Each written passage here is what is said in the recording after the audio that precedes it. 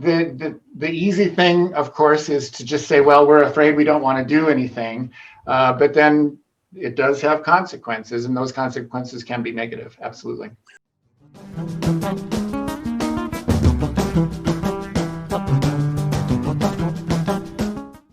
You have to come up with work plan items to change the detailed zoning laws to match those aspirations. And that's where it does get sticky. People are very resistant to change. A lot of times something that'll seem to us very rational in the comp plan, once you bring it up in front of the residents of Boulder, they will oftentimes certain groups will just come up in arms and say, we can't do that because it's too threatening to our neighborhoods.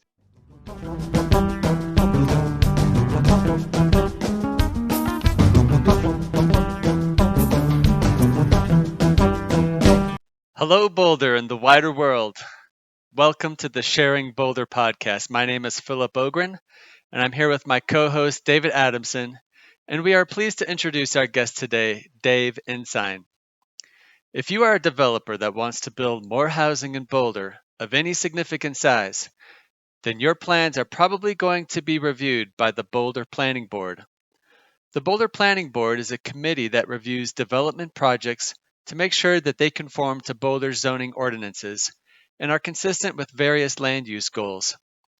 In addition to reviewing projects, the other primary role of the Planning Board is to help shape land use policy in the city and county of Boulder. One major focus of effort is to help author the Boulder Valley Comprehensive Plan, which is a document that articulates our collective values around land use and lays out a detailed outline for how to realize that vision. The current comprehensive plan is 165 pages and covers a wide range of subjects such as housing, open space, the economy, social equity, transportation, energy use, among many others. The plan is full of beautiful photos and detailed maps and is a fantastic resource for appreciating all the work that goes into making our city and county a better place to live for its residents. So you should definitely check it out. All members of the Planning Board are community volunteers that are appointed by City Council. They represent the public and are a voice from the community that helps shape land use decisions in Boulder. Our guest today is the senior member and chair of the Boulder Planning Board, Dave Ensign. We spoke with Dave about what the Planning Board is and what they do, and then had a very interesting conversation about the gap that exists between the vision laid out in the comprehensive plan and the reality as we see it on the ground. Our conversation covered a range of subjects including diversity and inclusion, traffic, and the challenge of changing zoning laws. We hope you enjoy our conversation with Dave Ensign. Hi, thank you for joining me today. I'm here with my co-host, David Adamson, and we are kicking off a podcast where we explore housing issues in Boulder and ways to make Boulder better by being more inclusive and creating housing that is affordable and within reach and makes our city better. And today I'm really excited to introduce our guest, David Ensign, who is a member of Boulder's Planning Board, which is an appointment position. And so David, I would love for you to introduce yourself and to tell us what the heck is the Planning Board. Well, thanks both of you for having me. This is great to be here today and fun to be participating in a podcast. I've been on the City of Boulder Planning Board for 4 years now, and it's a 5-year term, so I'm going into my 5th year next year. So I'll be kind of the senior member of Planning Board after this month, which is kind of exciting. Getting involved in Planning Board was for me a way to get involved in my local community, kind of give back a little bit. I love Boulder. And just to give some background on how I got there, as a kid, I was just very interested in politics. In 1972, I remember getting very excited about the McGovern-Nixon campaign and kind of wondering if McGovern, as an idealistic kid, I thought maybe McGovern could beat Nixon, So then I followed Watergate and all the things that happened during the 70s. In 1979, after a couple of years at Brigham Young University, which is a Mormon religious university, you may know, I came out as gay and got involved in the LGBT movement for many years, participated in workplace equality, non-discrimination laws. Really, it gave me an opportunity to participate in something where we actually had quite a discernible effect on society. So for me, that really informed that getting involved can really make a huge difference. And as a result, I'm I find myself to be very much an enthusiastic participant in the system. I don't let things bother me too much when they get down in the weeds or when you have to spend a lot of time agonizing over things, because I find that the results can be amazing. And adapting and keeping up with the changing world is just something that I'm very passionate about. I think we need to be adaptable. We need to respond as things change. So what happened in 4 years ago was, if you remember the election, Donald Trump was elected. I was devastated. I thought, how am I going to get through the next 4 years with all this stuff going on in Washington? And I decided that, people had advised me I might want to get a little bit more involved with local politics. I had been writing for the newspaper and writing commentary and thinking about issues. So I applied for a couple of boards. And these are boards that the city council then looks at the applicants and decides whether to appoint them. So the elected officials make that decision. And so I applied for the Transportation Board and the Planning Board. And to my surprise, as a new applicant, I was chosen, which was a great honor. So that's how I got on, and I can talk more about what the work has been like. Yeah, so I've seen some of these campaigns for new, we need new people for the planning board or for one advisory board or the next, and I've had some difficulty actually because I haven't shown up to the meetings, having some understanding of what actually goes on. So would you mind explaining just sort of like the mechanics of what you do, what you would expect to see if you came to a meeting? Yeah, what your role is? absolutely. Well, fundamentally we are a sounding board representing the public, so that the public feels that they have a role in decisions that are made that affect them in the city. So everything from the planning, which I do, which is land use and zoning and things like that, to parks and recreation, open space, transportation. So there's boards for all, there's probably over a dozen boards and commissions that work on these kinds of things. So we get appointed, and the first thing you do is you meet with a lawyer and you learn what our responsibilities are. You might think that you can come in and just like do anything you want, but actually we're legally required to work under the constraints of how public policy is implemented. And it's very important that we learn that. The city can be legally liable if we don't behave well. So there's two general areas we get involved in. One is the quasi-judicial, where we actually act as judges and we decide on individual development projects that are going to be implemented. And then we are involved in the legislative, which would be the overall landscape of what the land use vision is for our city. And in that legislative work, we deal with the overall comprehensive plan for our valley here, which is we work on with the county, and we come up with all the aspirations for Boulder and what we want it to look like, and then that translates into the zoning that kind of sets all the details of what is and isn't allowed in certain areas of the city. So we have an impact on that. And then once we get to those individual quasi-judicial projects, we apply those laws fairly to everybody who comes in front of us. So if I'm a developer and I want to build some new residential development project, I have to get on the docket for the planning board and have you all review that to make sure it's within the zoning ordinances. Is that too simplified? Well, that's right. And then I can embellish that by saying that if your project fits into criteria that is small enough, or it's within the zoning laws definitions enough, it may not trigger a planning board review. It may just be a by right project. So if you're building a single family home on a lot that allows a single family home, you aren't going to probably have to go in front of planning board. If you're building a 60 unit apartment complex, that's big enough that it would trigger planning board. So they're very detailed criteria under which things go before us and which don't. Some come before us as a call up, meaning that if we just don't call it up, it just goes forward because it's not particularly out of, the asking for much out of the zoning or whatever. But if they're really big, they will have a mandatory review. And I could talk a little bit about the two different kinds of reviews that we have, if you'd like, for those. Yes, projects. please go for it. Okay. Yeah. So we have generally they will fall into two stages. The first stage will be a concept review, where we get kind of the general parameters of the project, and we kind of look at it from a big picture standpoint and see if we think it's going to, be an appropriate project, and we can give all kinds of feedback during concept review, because it's at a time where the developer is still kind of working on it and can hopefully make some pretty significant changes to the plan.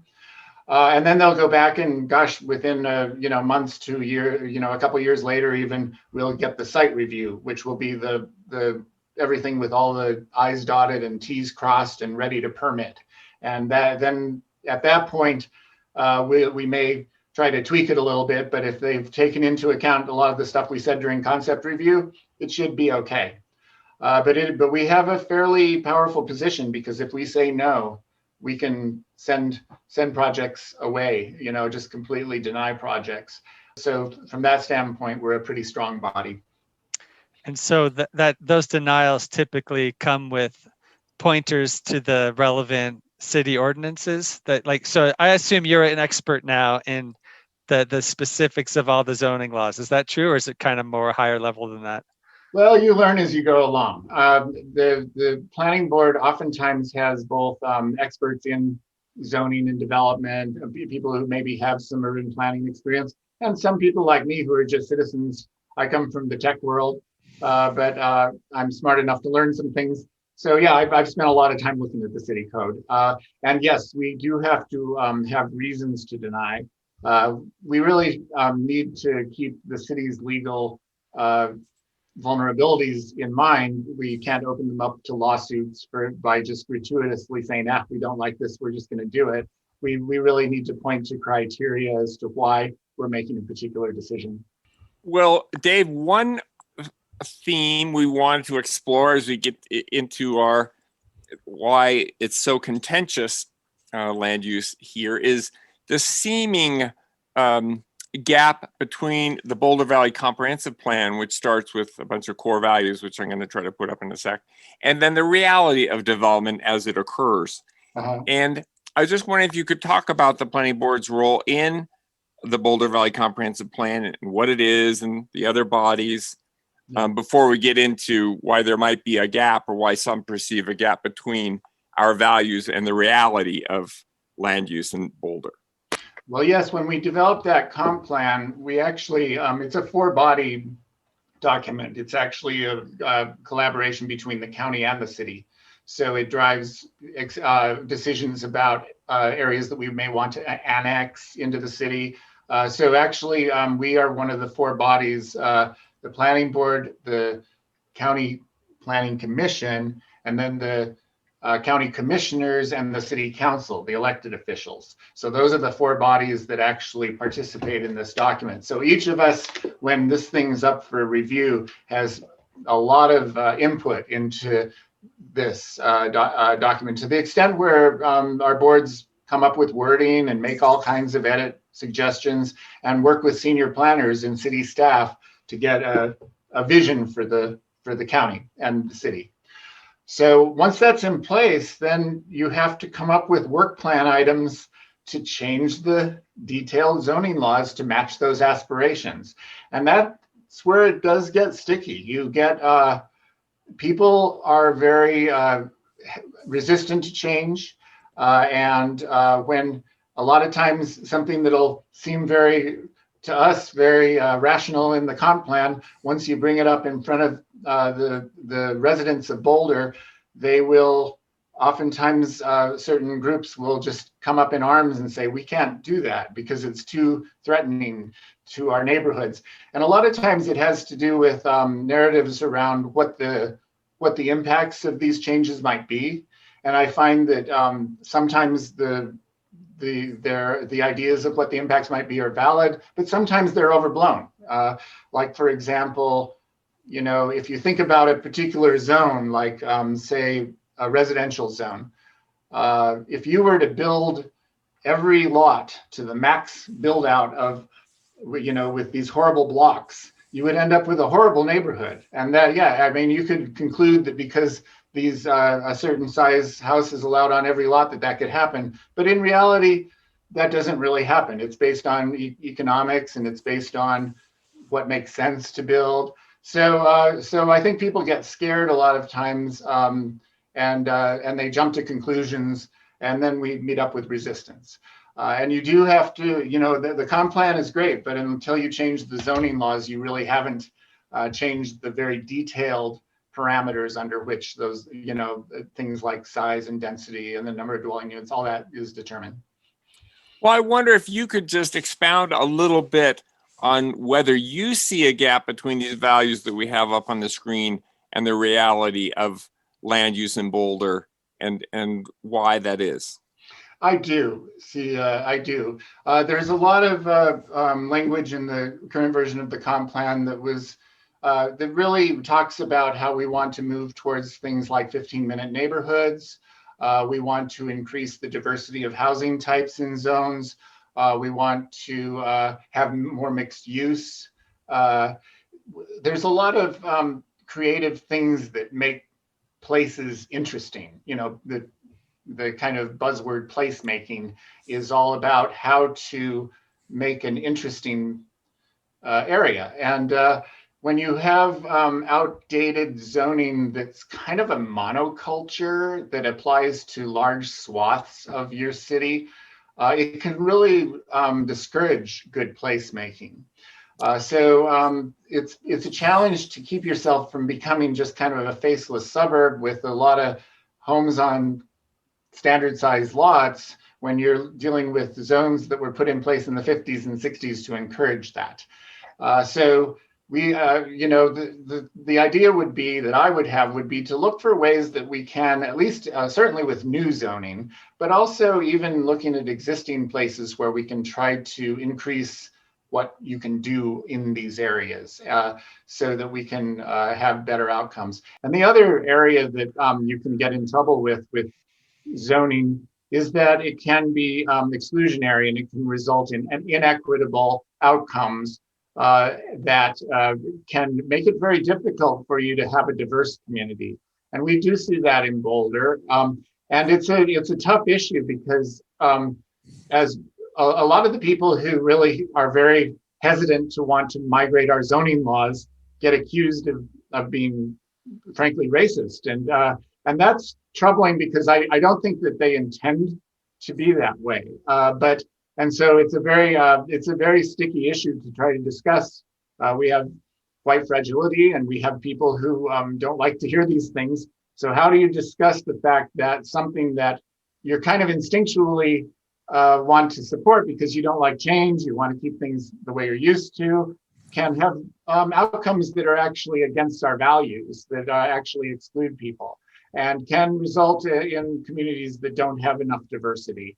So I think that's the other kind of problem with not being able to migrate to have more dynamic approach to your zoning laws and be able to change with the times.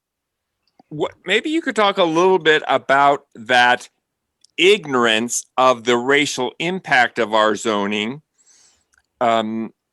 because there is ignorance of an issue, and then there's negligence once you really understand. And do you think in Boulder, this is the issue of white fragility and white people just not really understanding at all? How can they see things from the perspective of African Americans or whatever other people of color?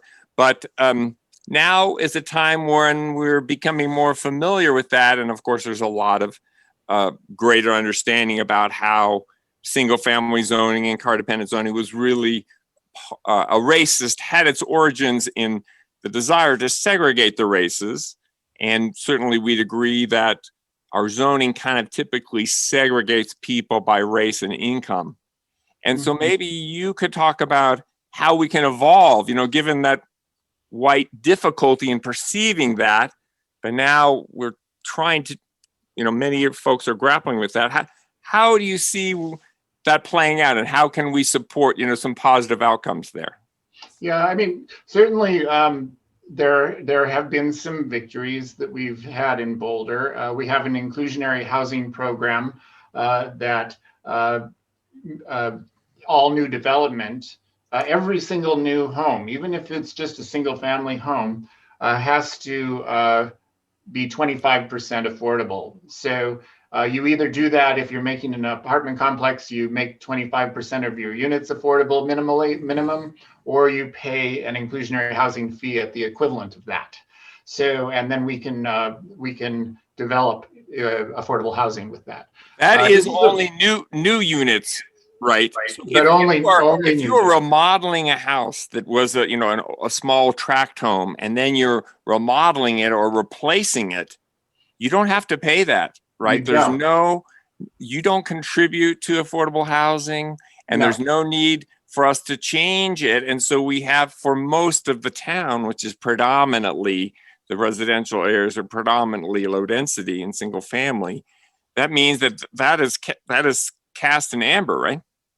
Well, that's part of the limitations of the programs. Okay, so yes, we have this pretty good. I think it's recognized as one of the better affordable housing programs, but there are limitations to it. Like you said, if somebody wants to upgrade their 1,500 square foot house to a 8,000 square foot mansion, and the lot is big enough to do that, they can just do that, and then the outcome is this multimillionaire's house. And it doesn't pay into the inclusionary housing fund. And we're always looking for additional levers that people would accept to work on that. So that's an area that we could look at. Should we be imposing fees on those kinds of changes? And we could. Now, one thing to keep in mind with we are actually restricted by state law because of previous very conservative administrations who put in place things like we can't have rent control. There are certain ways that make it very hard for us to do affordable housing. So we have to also operate under fairly strict state regulations on what we're really allowed to do. So that makes it challenging. But yeah, you're right. It has its limits. And then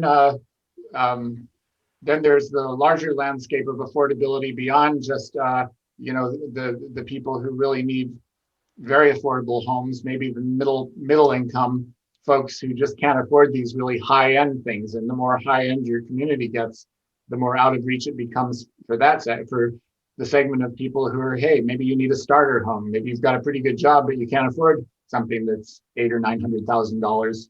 So it's a very interesting landscape of challenges to figure out how to address those things. Well, I'd like you to expound a little bit about something that I see is frequently missing. It's natural for people to be fearful of change, but there is a vast change going on, right? A big demographic change, as we were discussing, where we're gentrifying. We're getting a decrease in population, but a pretty dramatic increase in the per capita wealth of people who own homes in the city. And maybe you could talk a little bit about, the problems with that change. If you leave things the way they are because you're comfortable with them, and you allow yourself to be talked into fearing changing zoning to be, say, more accommodating to different types of homes, maybe some infill, maybe some we went through the whole ADU battle, right? And so we do have an improvement in our accessory dwelling unit landscape here. But and again, that's a success. But the more resistance there is to evolve, the more you do see outcomes that are just based on, okay, what does the free market result in? And then you find that the economic forces kind of control you. And so, sure, yeah, I mean, if Boulder is a very, very attractive place to live, it's going to attract a lot of wealthy people, and you will start to see those economic pressures pull you into a more and more precious, more unattainable community and less diverse. And as a result, I think that many would say that it becomes a less interesting community if it loses that diversity, right? So similarly with the form that I was talking about, if you don't let the zoning have more vibrant form outcomes, more interesting neighborhoods, more walkable neighborhoods, a lot of times you find that the backfiring is that you get kind of blighted areas. So you see these strip malls that the zoning hasn't been updated to accommodate new form types. And so they just kind of start to die because you haven't actually put in place some zoning that's going to encourage something more exciting and vibrant in that area, perhaps with some housing. So yeah, I think that the easy thing, of course, is to just say, well, we're afraid we don't want to do anything. But then it does have consequences, and those consequences can be negative. Absolutely. It is a change. We are changing it. And I've had a lot of pushback when I bring up the idea of diversity deserts. And that Boulder is becoming ever more a great diversity desert. But when I think about your role on the planning board, it seems, and what you just said about the gap between the values as they're written down in the Boulder Comprehensive Plan and what we see when we walk through our city, it seems like the planning board kind of has two possible levers. One is recommendations for zoning ordinance changes. Sure. And the other is perhaps maybe the way you prioritize or the kinds of projects that you give an audience to. So I guess my first question is, what are some zoning ordinance changes that you would like to see made?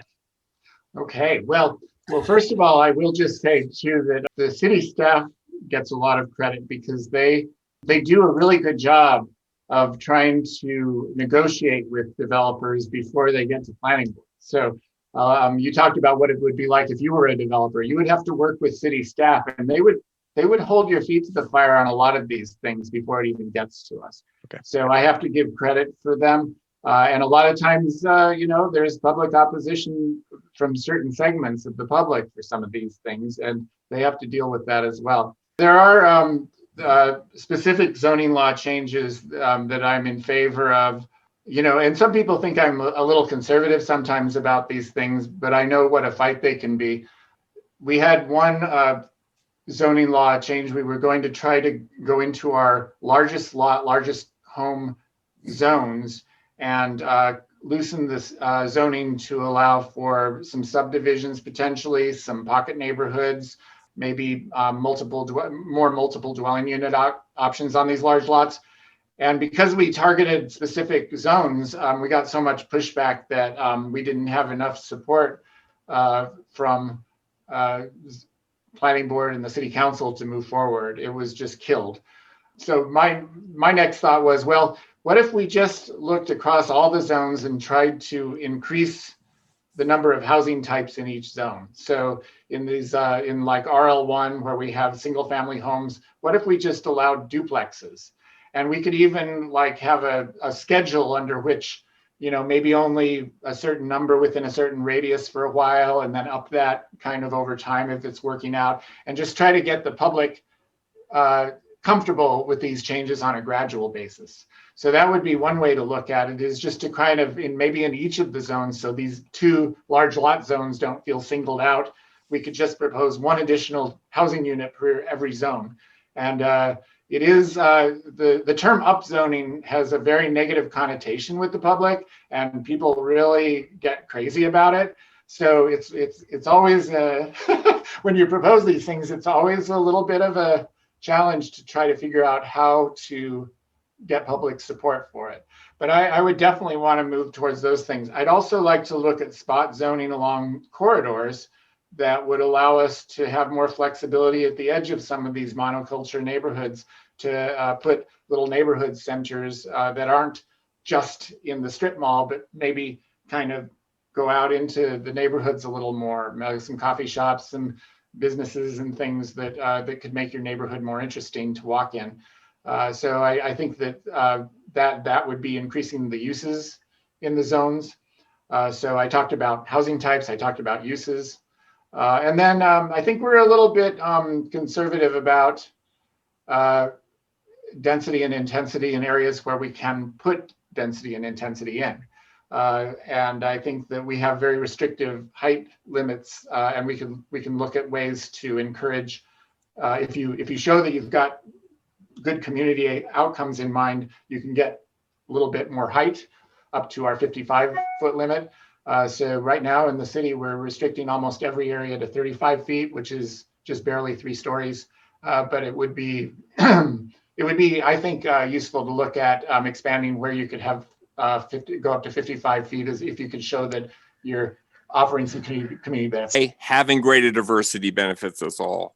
Why having less car dependence benefits us all? Why having more middle income job holders living in the city, reduces congestion and pollution?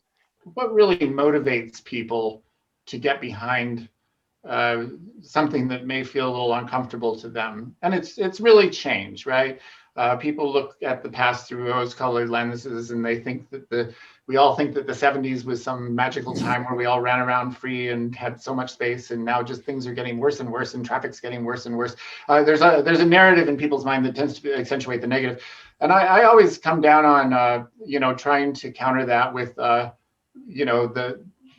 stories. What's in it for all of us? Generally, when you can tell the stories of outcomes and make people comfortable with outcomes through just positive messaging, I think that can counter a lot of that negativity. It is hard because we live in a pretty negative world right now. As we know, at the national level, politics is almost completely negative driven, right? And this is nasty stuff. So what are positive things? Well, you touched on one of them. I mean, the environment is such an important value to Boulder that can be used, the sustainability and environmental outcomes to show very explicitly that these are better outcomes. When you have transportation hubs with people living close to those transportation hubs, you have people not using single occupancy vehicles to drive everywhere.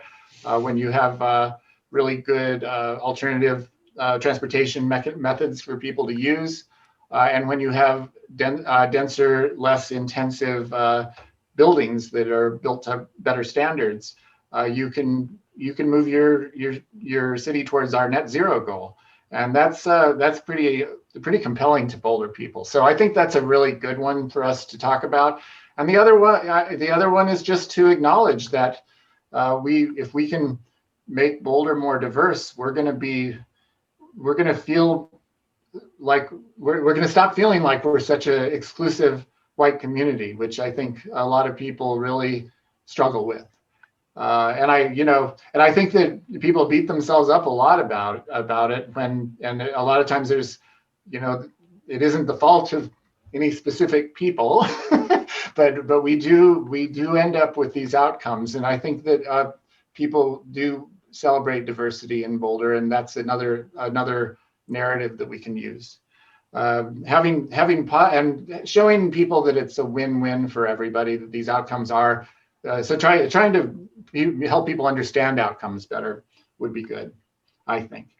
And just one very specific example, we're working on the East Boulder Subcommittee plan right now, and there's a community task force working on this. It's got a lot of really cool options in it, and I think it's going to take advantage of an area that is ripe for evolving a bit. It's all that area with kind of like light industrial buildings and stuff in East Boulder. a lot of along the frontage road on foothills there. So we have a lot of like little pocket businesses, wineries, appliance supply stores, all kinds of cool, backpack companies. So we have a lot of really cool little businesses there. So with the East Boulder Subcommittee Plan, I think that it's very interesting because we have a lot of really cool ways that we can use this land, which can be used better. But then people get nervous because the free market outcomes oftentimes mean that if you do open it up to residential, you might find yourself with gentrification. So you might find that the little backpack store that makes products, or the little the guy who Ripstop who repairs tents may be forced out because there's now this upward pressure. So those are really valid concerns, and that's something that I think we need to continue to work on. While we do loosen our restrictions, we need to look at what kind of regulations are legal and at our disposal to assure that we can control those prices, without pricing people out of the market. So why, Dave, are folks who are generally afraid of change, and we saw this at Planning Board last night, concerned about the little business operator, but they don't seem concerned, in my experience so far, with the larger gentrification and the creation of ever greater diversity deserts? They oppose more units, but in my experience, there's no one out there protesting in the existing neighborhoods. Oh, now this little house is being developed into a McMansion. Now this little house is only for super wealthy people. I don't hear that same concern. Why do you think that is? Or do you see that? And if so, why? Well, yes, you're right, because there's no one to complain to about those because it's allowed by right in our zoning. People do complain, but there's no there wasn't any action taken by anybody like me on a planning board that made that happen. I do want to push back a little bit, like at the Balsam. I mean, you considered the Balsam project, I believe, at Balsam right. and Broadway, and then 940 North Street, for example, or 5th and Pearl. I mean, there 27 Pine. There've been a number of high-end luxury housing developments, and I haven't seen the surrounding neighbors come out and oppose those high-end luxury projects. Give me an example again of so the Balsam, which is the 5 units at Balsam and Broadway, they're $2.5 to $3.3 million a piece. 940 North Street replaces an old rental housing with 6 $1.5 million condos. 27 Pine is 13 condos that are all, except for 2, priced at about $1 million or up. Those are all projects that were done without planning board involvement. My point is that if they are allowed by the zoning and it's just gentrification that's allowed by the zoning and planning board isn't asked to weigh in, then yes, people will complain. I mean, I've heard people complain about the upscaling of their neighborhood, but the only time that they really have someone specific to, that they can say, it was your decision that caused this to happen, is if we're involved or if city council's involved. And then the voices get louder. But I do think that people are concerned about large houses that get built by right. The one over on Iris, who's owned by the CEO of Zayo, that one is enormous. Planning board never looked at that. It was done by right because of the size of the lot. Your point is so good. So what about a little consideration, like we have the National Environmental Policy Act? What if we inserted a little place to complain? Your point is excellent about an affordability impact aspect of a project. Yeah, there's probably a lot of areas there that are ripe for possible stopgaps, and that was what Large Homes, Large Lots was trying to start doing. And that's where you can get a little discouraged sometimes because these things are hard to move, and you have to remind yourself, well, I'm just one person doing what I can. But you're right. I mean, there's if we had the will, we could probably put in place a number of different stopgaps against that kind of thing. I have a question I'd like to ask. One of the tensions I feel like that you hear about with respect to changing zoning laws or increasing the amount of housing is, on the one hand, it's like we have to do something because nothing is affordable. And on the other hand, it's like, oh, what if my property value decreases because of some zoning change? I'm curious to know if you have any evidence that, different changes in the zoning laws could lead to lower home values. Like, I mean, it seems like in the data, it seems so clear that the better we make our city and the more inclusive and the more walkable and all these things we love about walkable neighborhoods and interesting places, that those things will make housing values go up. Yeah, I guess I'll just have you comment on that.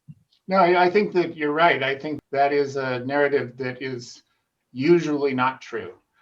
Usually, if you have more options for how you can use your property, that actually helps your land value. I find, of course, there's always specifics that may or may not cause a particular property to go up or down. But yeah, if you can put a duplex where a single family home is, my understanding is usually that ends up being a more financially attractive thing to do than to have a single home. Because in general, dwelling units are what kind of drive your profitability. And then if I put a duplex on my property, is there any evidence that the neighbor's property's value goes down? Well, yeah, I think that's the thing that gets people say that there's really not that much evidence that it does. No. Well, like voting fraud. Where is the voting fraud? Yeah.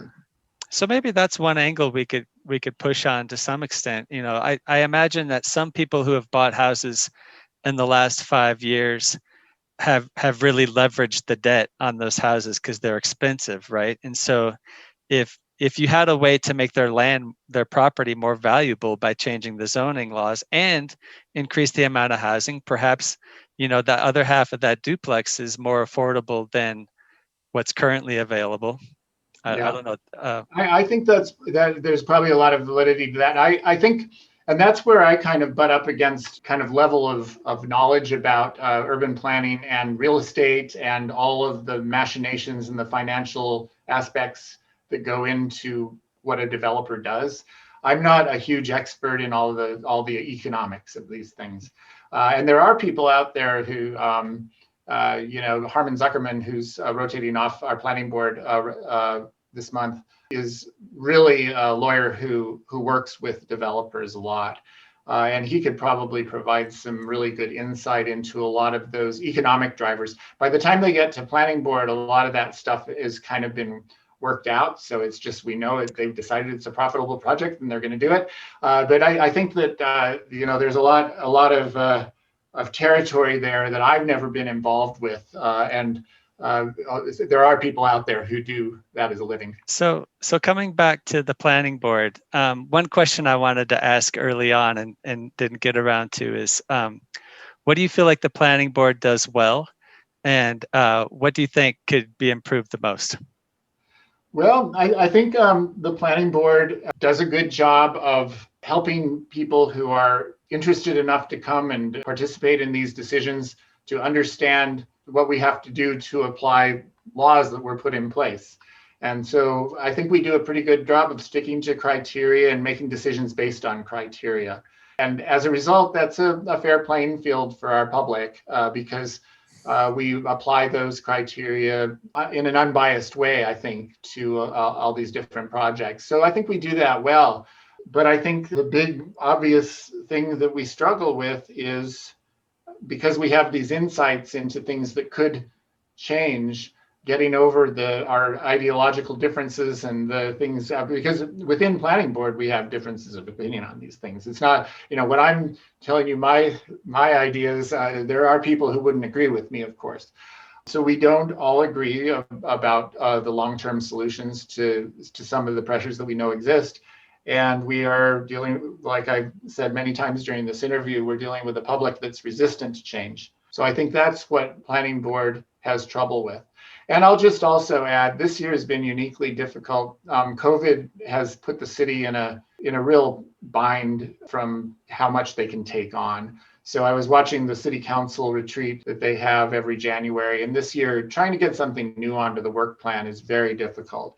And all of this stuff, all of these legislative changes that we need have to go on the work plan so they can eventually become law and ordinance. And if they don't get on the work plan, nobody's working on them. So that's a hurdle for us. And it's kind of like when you're working for a company and you see that you just don't have enough resources to get things done that you want to. It's that kind of frustration. Well, Dave, I'm wondering if we can look at that in a little more depth. And I just wanted to challenge your point a little bit, which is a natural one, that the community is resistant to change. But I'm wondering if it's more an issue that a portion of the community that has more of the discretion and time and money and resources to be involved politically, as so many of those people are landowners and property owners, and probably single family property owners who are concerned. They like their existing format and they worried about changing it. So maybe those people are resistant to change, but so many other people, like I think about young people, like they don't have any hope at all of ever living in Boulder or affording a house in Boulder. They just like, what? I could never buy here. So I'm wondering if it's really a problem of civic engagement and our offering to younger people. I wonder if you could talk about that a little bit. Yeah, I mean, you've hit on a very important source of frustration, and that is that opposition is easier than advocacy for something. Stopping things is easier than coming up with solutions and doing things. And a lot of times, you're right, the people who have the time and the resources to get involved are the louder voices who are opposing. And we get very organized neighborhood groups who will come together and make very slick presentations and have lots and lots of very impressive material to fight against stuff. You don't find the same level of people being able to get involved necessarily for other viewpoints. It is a challenge. I would love to see ways that we could bring more people into the conversation and getting more voices from different viewpoints and different segments of our society is a huge challenge. And I'll tell you, one of the most important barriers to it is social inequity.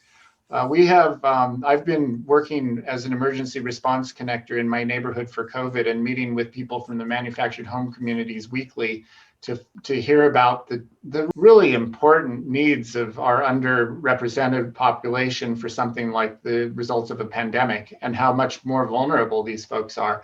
So we've got folks who are really dealing with issues that are very much more immediate than land use. And how do we reach out? But these are the folks that would be the most important to add voices to the decisions that are being made, because clearly the people who are being shut out of the Boulder dream to some extent are the ones that we'd like to hear from, as well as those who are just comfortably enjoying their beautiful home on the slopes of the foothills. So yes, I think that is a huge question, but it's also, in some ways, it's not even fair to ask those folks to give up their time. If you're going to propose a new affordable housing complex, the surrounding neighbors know who they are, and they can immediately identify themselves and show up and be politically active. The future residents of that new development don't know who they are yet, so it's hard to organize and coalesce around in an impactful way in the same way. To planning board's credit, I've seen time and time again where we've listened to hours and hours of well-organized messages, but I've also seen planning board do a pretty good job of realizing that there's two sides to that, and there is a side that we haven't heard much of. It helps if we hear a few voices, yeah. It can become pretty obvious. And a lot of times what the city staff tries to do to counteract that is they'll do surveys so that they can show through survey results what the real pulse of the public is. But even then, the people who answer the surveys are oftentimes, again, the people with the inside track and with the people who have lived here a long time and know how everything works and kind of know how to jump on these things. So it's easy to leave out populations, and like you said, populations that aren't entrenched and know each other and kind of organized. I just feel that this narrative of Boulderites are resistant to change, and we don't want to rock the boat. This idea sort of grates against our image as an innovative community and a socially just community, an environmentally responsible community. And going back to the comprehensive plan and the gap between the values and the reality, it just seems so, hugely discordant. And I am just wondering if you can help us understand how we could support the people who are fearful and concerned to accept the better angels of their nature. They love to go to folks that are wealthy. They like to go to Europe and experience different cities, and they love a clean environment, and they love being outdoors. And it just seems, I feel like I'm missing something, like these people that I know and love that are my neighbors, because we all lose by not having diversity. We all lose by having more air pollution because of folks having to commute in. Having empathy and being human with people is important. These are hard things to talk about because I hate to point out these hypocritical and kind growing edges. Let's call them growing edges. Yeah, these kind of awful discordance between your stated values and the outcomes of some of the things that you decide to advocate for. A less loaded one than racial outcomes is traffic. So that's a good one to use as an example, because I think that people might be able to see that they, out of one side, they're really, really concerned about our living up to Boulder's climate action plan, and they understand that we are trying to institute policies where cars pay for themselves. The public doesn't subsidize all this real estate for people to park their cars, and we don't just make it an easy track for cars all the time. So there's something that's much less loaded, because if you're aggravated by traffic and no place to park, it's a little bit different than being accused of racism. So that's one that I've oftentimes used as an example of, maybe we should think a little bit more about our values, and instead of coming and always saying, oh, this parking reduction's too much, we need to put more parking on the side or people are going to spill over into my neighborhood and park in front of my house and all this stuff. All these things are in the end, they're pretty selfish things, and they aren't in line with our attitudes towards trying to de-emphasize car traffic. So I sometimes I'll go to that one because it is a little bit less loaded, and it is something that people will sometimes actually say, aha, you're right. I love that one, because in my vision of Boulder, as we bring in more people, we try to reduce the number of cars, and we have so much asphalt in Boulder, and it's so ugly and so harmful.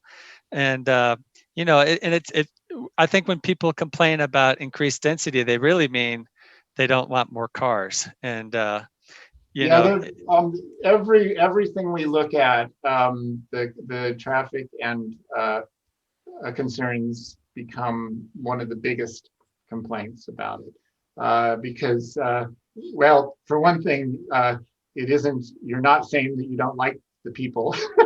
So you just concentrate on their cars. Don't like their cars, yeah. But yeah, the cars are a huge one. So I think it's kind of a way to kind of guide people along, because it's a pain point issue. Places like New York City that have had to really completely change, and most European cities, and obviously we're a much smaller place than that, but they achieved a certain pain point and then made it pretty much, nah, you can't do it. We don't accommodate cars. It's over. I mean, it really is. In New York, it's over. I mean, if you want to park a car, you have to pay $40 for 3 hours. I mean, it's just not something that's accommodated. So Boulder has so much potential for car light living, right? Because of the bike paths and the nice weather, and absolutely, yeah. That's such a tough one. That's such a tough one too. People love to bike in this town. They just love it, and they know it feels great to bike. But they also are very protective of their car, and they want other people not to drive, and right? It's a very odd feeling, and I think it has to do with personal liberty and freedom, which has been encouraged in the Enlightenment and in our society. And I understand that concern. The right to bike and not breathe someone else's exhaust, their PM 2.5 and their toluene. And I mean, I would like to have the liberty of not breathing that. And I bet they would too. I think those ways of framing what is equitable from a different perspective are very valid. And like I was saying, understanding how we subsidize cars is a very valid thing to bring up. That we don't always look at. We always just think that because it's always been this way, we should just expect it.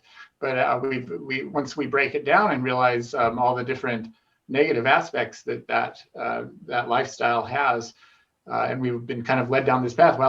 I think people understand that. So I bring it up just because it's a similar kind of challenge to what we're facing with people realizing what their reluctance to take on new and innovative approaches, what that might result in. David, I just want to say a very heartfelt thank you for your public service and for spending time with us today. I learned a lot about the Boulder's Planning Board, and it was just really delightful to talk with you.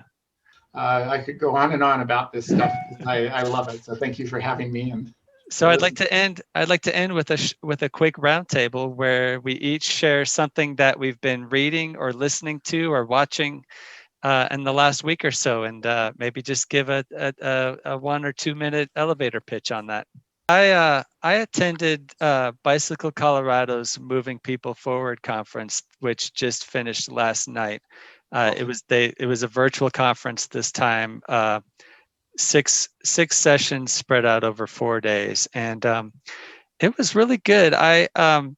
The keynote speaker that opened the conference was talking about reparations through the lens of mobility, and it was kind of hard for me to wrap my brain around, and I need to go back and listen to it again to give a good summary of what she was talking about. But I found it challenging, and I one of the clear themes of the conference was diversity, equity, and inclusion, and they kept circling back to those themes in every session that they did. And I'm looking forward to being able to share the YouTube videos when they come out and the links. I just thought it was an excellent conference. Well, I have as a someone who has helped create a community land trust, Goose Creek Community Land Trust, I've been getting a fan of Henry George, and I'll just leave it at that. But I encourage everyone to read up about Henry George, famous American economist and historian, the 19th century. But this history of owning the earth by Andrew Linklater, and it's very interesting just to see how that transition, he especially focuses on England, how it was transformed from a sort of joint, in a feudal period, a sort of joint ownership by the folks using the land, the vassals, who had important rights to the land, not always officially recognized, and the lords who also had obligations. So sort of a system of mutual obligation and not exclusive ownership, and how the advent of wool and sheep and wool, and the increase in the value of wool transformed the land, and people started enclosing it and taking it and taking it away from these customary users, and how it's just an invention, this white idea of owning the land and having the exclusive right to it. That's just something that was made up because some people benefited and they had more power. And as Henry George always said, land ownership is always just the result of some ancient barbarity. And so I think we should look at that, that the land is the commons, whether it's the open space or the land, in the settled land. And maybe we all have a greater right to it as we're learning about COVID, that there is a commons, and unless everyone is helped, we all suffer. Yeah, that's interesting. Being a Western town like we are, Boulder, obviously we took the land from indigenous people not so many generations ago, yet we have an incredibly strong property rights ethic that is just makes it very, very challenging sometimes to deal with issues. So it's very interesting. Well, I've been reading this really cool book, also kind of bicycle related. So it's the Dutch Blueprint for Urban Vitality, Building the Cycling City by Melissa and Chris Bruntlett. And I actually have family members over in Holland and spend an awful lot of time over there. And I'm always fascinated by a small country that has just put every last value around making cycling the priority everywhere in the country. It's such an amazing thing to see and so inspiring. And I've actually done like little presentations to city staff about the pavement treatments and the intersection treatments and how people kind of chide each other if they misbehave and all these kind of like norms that you have in Holland for getting around on bicycles. So I just love that one, and I think that that bicycling is a really great aspiration in Boulder that kind of bonds us all together and kind of is one of those things that we can use to kind of take the positivity and try to get it out to some of these other more difficult things that we deal with. Oh, and I'll just also say we all on planning board read The Color of Law last year. That's a life-changing book. Yeah, it's very, very important, I think, for anyone serving on planning board to read that book. It's really important to understand that zoning laws are, like the filibuster in the Electoral College, have very, very racist roots, many of them, and it's important to understand that. Yeah, I think that whole explanation of how redlining, we almost use it as a word for some bureaucratic mistake that was made, unfortunate, but it was like, he really explains how it's like this whole system of apartheid that was just as bad as South Africa's regime, as far as I'm concerned, and just top to bottom, at the federal level, all the way down to local neighborhood levels. It was a really complete system of apartheid. In Boulder, it's not like somewhere else it's bad and here it was good. In Boulder, and then one little aspect of that I wasn't so aware of, so I read about some more about the New Deal and the Second World War. But Black American veterans were denied the GI Bill benefits, and so when we had this huge housing boom, even though so many Black Americans had moved to industrial cities, when we had that boom, they didn't get the housing benefits of that. And in Boulder, when we have all these federal jobs that were becoming more available to people of color, they didn't have the money and they didn't have the bank support as well to participate in Boulder's big housing boom. So that part, goes a long way to explaining why are we such a lily white city. We need to reckon with that and have some reparations, and it will benefit us all. I'm sorry, I'm on my soapbox there, but. Well, it is interesting that the more you learn, the more you realize that we owe so much, and people would like to be able to just move on, but the way you heal as a society is to understand when you owe a population something. I think that that Germany did a much more comprehensive job of dealing with their post-World War II situation in some ways, very intentionally, that has allowed them to be in a better space. I think that we have reparations are coming up because we should have been doing that a long time ago, right? And so it is interesting, and it's interesting that all three of us brought up some aspect of reparations in our discussion.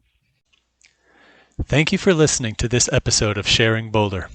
We hope that you will visit us at sharingboulder.us, where you can find links and other information related to our podcast. This episode of Sharing Boulder was produced by David Adamson and Philip Ogren. Sound and video editing was done by Philip Ogren. The intro music was sampled from Osladum by Gilberto Gil and is available for use under the Creative Commons Sampling Plus license.